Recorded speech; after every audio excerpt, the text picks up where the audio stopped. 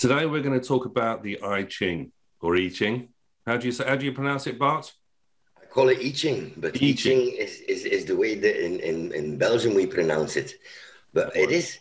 Belgium is the gold standard for pronouncing Chinese, obviously. Or I Ching. I Ching, Y King. Y King. You know, there's lots of, we don't know. There's no proper pronunciation like with everything in the occult. No, exactly. I mean, my I Ching pronunciation is as good as my Hebrew, so it won't get any better than that. So a shout out to Seeker One today because she requested, or she, Seeker One requested that we talk about the I Ching. The I Ching, or the Book of Change, is composed of 64 hexagrams, and they're actually in Liber 7-7. Here's the first page. These are the 8 hexagrams. And then we have, it goes on for quite a few pages of them, like that. And when I was 16, and I was staying at my grandma's house in Bognor Regis on the south coast, just up down the road that way. And I used to obsessively study the I Ching with a notebook and things, and with my 3 coins. You'd have thought there are better things to do for a 16-year-old,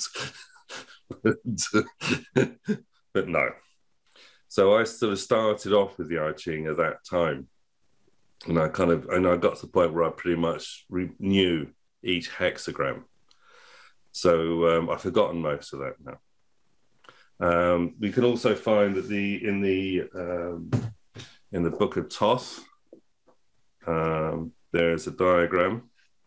Oh, I found it straight away. Here we go. There are the hexagrams placed upon the Kabbalistic tree of life as well. And we also know that if you studied the court cards, because there are 16 of them, there are 16, each of the 16 court cards has a hexagram applied to it. So that's only 1/4 of the I Ching is applied to the court cards. And occasionally it's mentioned, I think, isn't it, with some of the minor arcana as well. Yes, but not everywhere. What is it? Not everywhere. 6 of swords, 6 of cups. So what's your experience of the I Ching, Bart? I knew the I Ching actually before I did any tarot, because the I Ching is an easy system of divination. So through a girlfriend of mine, you know, she knew about I Ching. We went to the library, we got ourselves a book and 3 coins, tossing away. You have a little special box for your 3 coins, or would you just grab any 3 coins? No. Is that your pocket money? This is now. Now I have my special bag of coins. But back then, it was just going through in the pockets, seeing if you have 3 single coins. Now, so was that your chat-up line, was it, as a teenager? No, because it was my girlfriend who made me do it. So no, I had a totally different ways of shutting up. But that would have been a good one, probably. Yeah. But being in the spiritual is, in general, is good because there's mostly women in that world. Yeah. Yeah, if you're a card reader, most of your clients are women. Yes. Yes, I noticed that too. And a lot of male psychics and stuff are gay as well. So make that of what you will. Hey, I have a question. Yes. So you tell me you've been consulting the I Ching a lot when you were younger. Yes.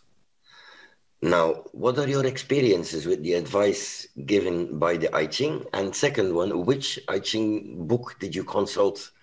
I can imagine you didn't consult only Crowley. I think it was a James Legge version, I think. This is pre-internet and everything else. Well, I mean, if you do it too much, you get Ming-I, don't you? You know, it sort of tells you to stop it.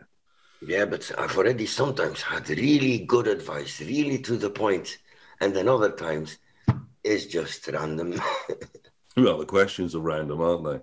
You know, you just ask the question, ask the question, answer. And then the I Ching gets pissed off with you. and tells you off, because it's essentially you're kind of communicating with your higher genius or your holy guardian angel. They visualize it in the Chinese system as a sage.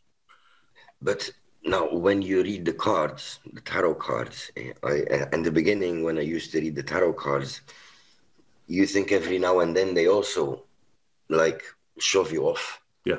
But then when you start reading longer, you realize the cards never shove you off. You just don't get the message. Yeah. Couldn't it be the same with the I Ching then?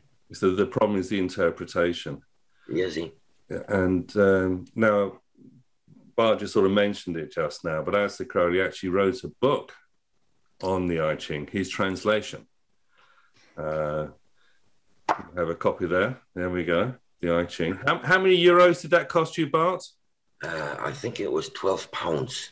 12 English pounds? Yes. Oh. And the funny thing about this book is the part that I'm showing now is actually the back. Oh. This is the front, and it goes from back to front. See, it starts here. Okay.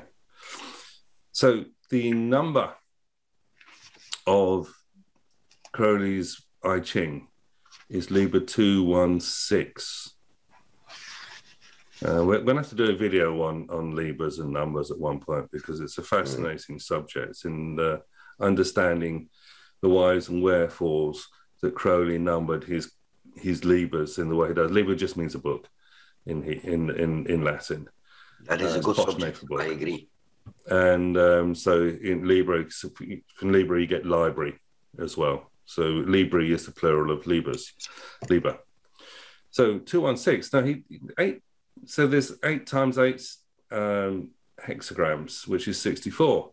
And 8 and 64, of course, are numbers that represent Mercury.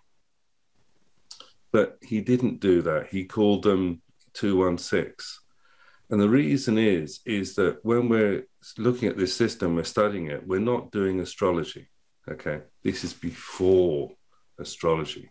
So he couldn't call it Liber 64, because actually there's another Liber that's more associated with Mercury that and gets into very complicated things. So he did 216, okay? And because there's a binary in the binary system, I mean, basically, we've said many times that the tarot is a binary system: up, down, male, female, black, white, positive, negative. The entire digital system of the internet, computers, and everything is based upon the digital system of on and off. That's all it is. Okay. You're watching, we're making a Zoom video with digits of on and off and everything else. Yes, Bart, you have your finger up. Have you been to college recently? Yes, but I'm looking in this one here. Yeah. And in the back, I've looked up number 216. And this is the third power of the number 6. Yeah. And then Night Demon, Lion, Middle Gate, Courage, Oracle, Blood of Grapes, Dread, Fear, Profound, Anger, Wrath, and Latitude. There is also, you can spell tarot as 216 as well. Okay, that's included in there. The word oracle is important. The De Bear, and also Ari is a lion. And there are actually 3 words that come from the Sefer Yetzirah as well. So the point is, and it's also actually the sum of the letters of the 72 names as well, 216. So 72 times 3 gives you 216. So the key is the number 3 here. So there's two keys. There's the duality of 2, and there's the number 3. Okay. He actually makes a comment in Liber 58. He says, this is about 216. I once hoped much from this number, as it is the cube of 6, but I fear it only expresses the fixity of mind. Anyhow, it all came to no good. And then he says, but we have De Beer connected with Dubber. So that's DBYR connected with DBR. which he says adding the secret phallic power. So Crowley's got to get sex in there somewhere along the line. So he's saying, well, you know, so we don't know quite when he wrote this.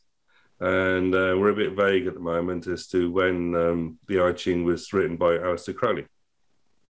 Now, the thing is, Aleister Crowley didn't, he couldn't read Chinese. You know, he could do a lot of things. He couldn't do Chinese. But he did he wrote the I Ching, and he didn't do it, you know, because he would have used the James Legge version probably, because everyone does that. Was the only one available at the time in English? No. Sorry? Wasn't it the only one in English that was available? I think so, yeah, pretty much. So he would have had that. But you have to go into the fundamentals of the I Ching to understand things. Now, we're forever doing 3-card readings, and we do it with these 3 cards, and it comes to the 4th one. And basically, these 3 cards, we see them in the Supernal Triangle, and they come from the Supernal Triangle into the 4th position. You know, with these big jokes, you know, we're stuck in the Supernal Triangle, basically, and all these sort of things that go on. So the I Ching also is in the Supernal Triangle, and it is an analysis of the 3. So when you see a hexagram, you have to see it as 2 separate trigrams. So a trigram means 3, hexagram means 6. And of course, there's that association with the hexagram rituals and the Star of David and the unicursal hexagram as well. The number 6 is a perfect number because 1 + 2 + 3 is 6. 1 × 2 × 3 also equals 6. So we're on Tiphreth at the center of the tree of life, except, of course, we're above it. So the entire I Ching system is pre-Kabbalistic tree of life, although we associate it with it because everything is associated with the tree of life. It's Taoism. Are we following so far, Bart? Yes, but it's a bit. They try to do that with everything in the Golden Dawn, eh? Yeah, but the I Ching Book of Changes is a representation of everything. If you study the system, there's various ways of permitting things and orders. There's a heavenly order, there's a pre-heavenly order, there's loads of ways. You can put it in a circle, you can change the order within the matrix of the 64, lots and lots of ways. But we're going to focus on creating the trigram. So I said that this is basically the whole idea of the system is based upon positive and negative, masculine and feminine, up and down, left and right. All these things. 1 and 0. 0 and 1. That's the digital system. Okay. That's the binary system. 0 and 1. All ones and noughts. So, to start with, it is all pure mathematics that you generate the system from. So the first thing you have is a line. Okay. And then to differentiate that line from another line, you can break that line in half. So it's the same line, but now it's in 2 halves. The line that's continuous is masculine. The line with 2 breaks, with a 1 break, is feminine. Okay. Then you have the permutations of those 2 lines. You can have masculine, masculine, feminine, feminine, masculine on top of feminine, feminine on top of masculine. Technically, you know, there's 6 of them, but actually in practice, there's 3, 4. Okay, because you can just turn them upside down and still get the same things. If you had a 3rd line, it can be either masculine or feminine, and that system then generates the 8 trigrams. Okay, it's all the mathematical permutations you can have is 8. And so in the I Ching, when related to the tarot, because those 3 trigrams can be associated with distinct powers, if you like. So the 3 masculine is the heaven, the 3 feminine is the earth, not the element earth, Okay, upper heaven and lower heaven. And then you can have one line, one strong line with two broken lines. Actually, no, there's a line, the strong line and then two broken lines is the mountain, and have all these things. And four in particular can be related to the four elements: fire, water, air, and earth. In Chinese, it's more of a poetic names they give these things, but these qualities are essentially what they are. So maybe this could be interesting. Eh? This is in Crowley's book. Eh? This I haven't seen this anywhere else. That's basically the because you also have the sun and the moon in there as well. The sun is long line, short dotted line, long line, and the moon is the other way round. Okay, so the moon has a strong line in the middle and then two broken lines. So these energies are personified in these 8 trigrams. So people think you have to learn the 64. No, you don't. You have to do it from first principles with these trigrams and how they interact with each other. So Crowley wrote Liber 216 from first principles of these 8 trigrams. And he would also, of course, related them to James Legge's version, which is the classic version, which is the only one probably at that time. There's many versions now of the I Ching, but he did it from that perspective. So when we're reading 3 cards, one way we could do things is to say that odd cards are male and an even card is female, irrespective of whether it's a major, minor, or court card. For the court cards, we can do this because it's Yod, Hey, Vow, Hey, fire, water, air, and earth.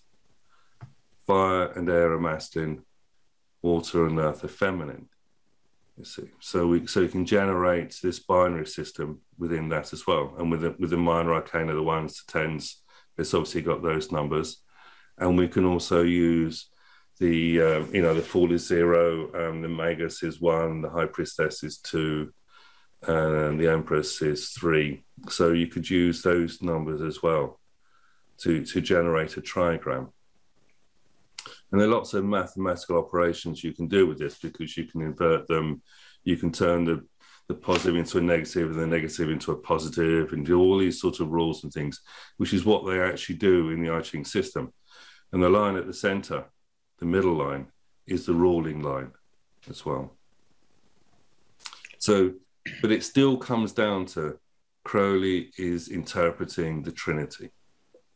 We've been talking a lot about the Triads and the Trinities over the last few videos. There's the Vital Triads, which is the last page of the Book of Thoth. And we also looked at the tables just before that in terms of the minor arcana and the court cards as well. So that covers that Trinity. So we have a Trinity in Tarot, don't we? Major, minor, court cards. It's understanding the fundamentals of how that works and how that integrates to generate other things. Sure, you got a question, Bart? I'm thinking, because there's a few things going through my head. As I said, which you also did, we both have consulted the I Ching many times. So, but when you read the I Ching, whatever version, they're not aphorisms, but they are very cryptic little poems, like. They're supposed to be, because your literal translation doesn't help you. No, it doesn't. Yeah.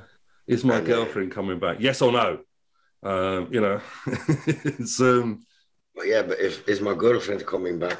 And then you get maybe Earth of Sun. I just remembered something. So Crowley didn't consult the I Ching, in his rituals, and there are notes of him sort of rituals and communicating with spirits, where he used the I Ching to interpret and help understand what was going on. You just reminded me of something, actually, because when Frieda Harris became a student of Aleister Crowley, and she joined the OTO in order to be able to create the Book of Thoth, he asked her this question as to what would she prefer to study at the beginning, the I Ching or the Tarot? And she actually chose the I Ching, which really pleased him, you see. So the systems that work together, but it's a left brain, right brain thing going on. Of course, with the I Ching, it's very abstract. You just have these lines and broken lines. Whereas the tarot, we have pictures. So, but it's understanding the energy. And when we're reading three cards, we're not, oh, it's that card, and that card. We're not really looking at the pictures, as you notice. We just sort of, okay, that's them. And then we riff off from them, you see. So it's doing a fundamental rather than a literal thing that counts. But when you toss the coins, doing I Ching, so there's 4 possible results. See, there's a line, there's a broken line, and then there's a broken line that turns into a normal line, and a normal line that turns into a broken line.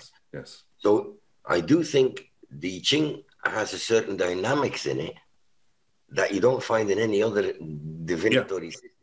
Well, it is totally, polarity gives you the dynamics, the male and the female, and the up and the down, because they're the biggest polarities that you can have. It has the maximum energy. The size of a battery depends upon its polarity and the capacity it has for things. So the I Ching, the White King, covers the whole cosmos.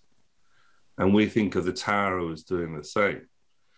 But if you can't, but you have to understand, the tarot in terms, when we read tarot cards in groups of 3, we are in essence replicating the trigrams, and there are only 8 trigrams. That's all you have to remember. And because you can see them as pictograms as well, they represent something. That's what the sages did. They looked at these pictures and they saw. It's a bit like looking at clouds and seeing pictures in the clouds. Or the stars. You look at 5 stars and you see a little bear in it. I'm not quite sure where you're going with that one. But anyway. What I mean is looking at the stars, when you look at the constellations. Oh, the constellation. Yeah. I'm with you now. Yeah, it doesn't look like... I was thinking of a Amazon review 5 stars. No. I mean those little white dots in the sky at night. Yes, they're called stars. Yes. I mean, those constellations, they saw pictures. We do that with everything. The brain creates an order. Whether it exists or not, it will impose that on whatever we see. Paul, shame on you. When we talk of stars, you should be thinking of every man and every woman as a star, not on bloody scoring points on Amazon. 5 stars. If you tell anyone 5 stars, they can automatically think about what review was that. Oh, was it? It must be good. So what we could. So this is how the I Ching works, basically. Okay, and there's a vast subsystem that goes with this. It's because they unite the circle with the square, and they do, and you can associate all the hexagrams with the Chinese system of astrology and the planets and the topography, because we do the same thing actually with the court cards as well, because of astrological attributions. You can also see them in terms of Earth. The fertile land is to do with Virgo. The mountains is Capricorn. Clouds is to do with water. You can have a lake, or you can have the sea, or you can have no water, and all of these things. And it's a good exercise to actually study the I Ching. So the course of the Golden Dawn, then they plonk them all on the Kabbalistic tree of life, which, yes, you can do. And Crowley did it in the Book of Thoth. And it's they didn't actually put that diagram in Liber 777, did they? No, this one, you mean? Yeah, that's the one. Yeah. So this, as you can see right at the top, that there's the Supernal Triangle has a blank, and then a dotted line, and then a full line. That's there. That's the Supernal Triangle. We might as well talk about it because we've because it's kind of referenced there. We can see you now, Bart. Don't hide away. Crowley wrote another Liber 27, which is Liber Trigrammaton. Okay. And he did that because basically you have the Tao, which we haven't really talked about, which is the Taoism, which is everything, which is nothing. And then you have the male, and then you have the female lines. So when you have three of those things, there now becomes 27 permutations of those three lines. And that is Liber Trigrammaton. And Crowley actually got that from Madame Blavatsky. I've forgotten the book. Yes, it's gone. We'll have to put a thing underneath. Liber Trigrammaton he does all these things, and this is a powerful system of magic that Crowley includes in there that relates to a lot of the other work that he's done. So we should be seeing a pattern here. One of the most important numbers in Crowley's system, and they've gone on, is 3. 3 is a magic number. We have a TV channel on the BBC called 3. They say 3 is a magic number. So this is the triangle, and if you put 2 triangles together, you get the hexagram. There's a hexagram of the 6 lines. 3 is this, an upward pointing triangle is masculine, the downward pointing one is feminine. This whole thing within the supernal triangle, everything is generated. The Kether point is 0. The Chokmah is the masculine line, Binah is the feminine line. Have I got that right, Bart? You're looking at me like I've... I know it as a system that I consult regularly. I know Crowley used to consult it regularly. And I'm aware of the system. I use coins. You probably used coins. Crowley used a very complicated system of sticks. The arrow stalks. Have you ever figured that out? Something, weren't they? I can't remember exactly. Have you ever figured that out? No. You for yourself. I know some of these Thelemites, they consult the I Ching in the same way as Crowley used to do it, but I find that a bit too time consuming. Yeah, I mean, that's a traditional Chinese way, 3 coins. Yes. I mean, you can actually, use anything that has 2 sides and 3 of those 2 things to do that with. You could do it with a dice as well, a die. You just throw 1 dice because that's got 6 sides, and you just do it as masculine, feminine rather than 1, 2, or 3. Or you could use that to create the moving lines as well if you want to do that too. The moving lines, what happens if you have a moving line on this one, then that means you convert that hexagram into another hexagram. It gets complicated. I just found a description of Crowley's sticks by Grady McMurtry. Oh, yeah. It's not too long. You want me to read it? Yeah, go on. All right. Here's Grady's description of Crowley's sticks. The blank side is the male side, or yang energy. The divided side looks like red nail polish to me, is the female side, yin receptive. By my ruler, they are less than 1/8 of an inch in thickness, but slightly more than 1/16 thick. They either were mahogany or take or stained dark to look so. Each stick has a yang side and a yin side. The way Crowley used them was to shuffle them with his eyes closed, then take them one at a time, holding each one upright with his right forefinger, get a signal and lay it down either right or left. First stick down is the bottom line. You can also get moving lines this way. If one of the sticks wants to move when you lay it down, just shove it right or left as indicated. Personally, I think this method of taking the oracle, it gives you a chance for your angel to communicate directly through your fingertips. That's a good description, isn't it? It's a good training, rather than sort of relying on the divinatory meaning of the tarot cards, which actually know that we do them.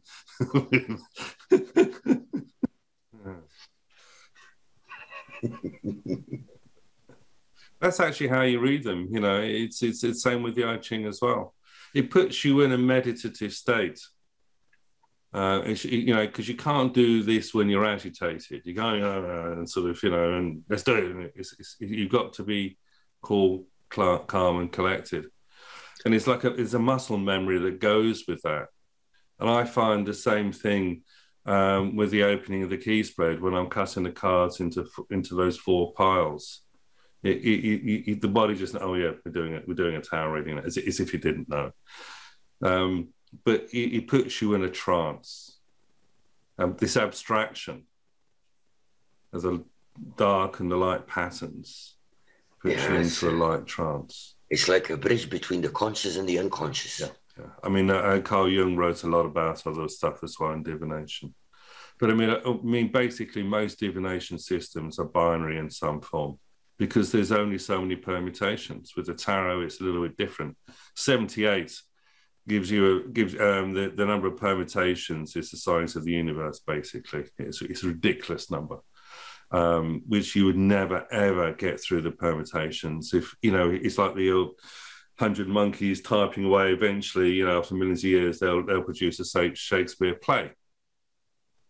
So the permutations of the 78 cards, even if all the tarot readers continuously read for years and years, hundreds of years, we still wouldn't get through all the number of permutations there are of those 78. And of course, then you just sort of flip one card over, and then there's the whole other set of that as well, you see, too. And then your interpretation would change because, you know, there's when you started and you'd be dead, basically, to get through all those number of permutations. And even if you see the same permutations again, you interpret it differently because the question's different. The person sitting in front of you is not going to be the same person. And if it was, their age, then their circumstances would change anyway. So this is why you need to understand fundamentals. This is Kabbalism, eh? What you're all saying here. Yes. All the permutations is Kabbalism. It's the same. I mean, astrology is a permutation of the 4 elements, basically. It all comes down to 2, 3, and 4, basically, because 2, 3, and 4 gives you the permutations of everything. Okay. And the factors of 64 as well, because it's, you know, computers, the memory size and the way it works is all based upon the binary multiples of 2 as well, you see. So we never get away from this. So I really highly recommend that you know, the James Legge version, there are other versions that people think are more superior these days. And, you know, there's volumes of text that go with it. But you really just want to know and work out those 3, the 8 permutations of 3. And that gives you the entire system. Thoughts? My thoughts are wandering off to something else, also still magic, but if you really want my thoughts, yesterday I've been watching a documentary on on what was time-space. Oh, yeah. So they were saying that the building blocks of the universe are actually time, space, and energy, and the 4th one. So I was comparing it to everything we know, and yes, time and space. You got to be a bit careful on that because actually time is a construct. Yeah, it is. It's not. It's a sequence of things. So is space, and time, and energy. Yeah, time doesn't exist. And matter here is Earth as we know it, because out of time and space comes energy, and out of this energy comes matter. Matter. Like before matter was matter, it was energy. Yeah. Any physicists, don't bother writing, and we've got it wrong. Okay.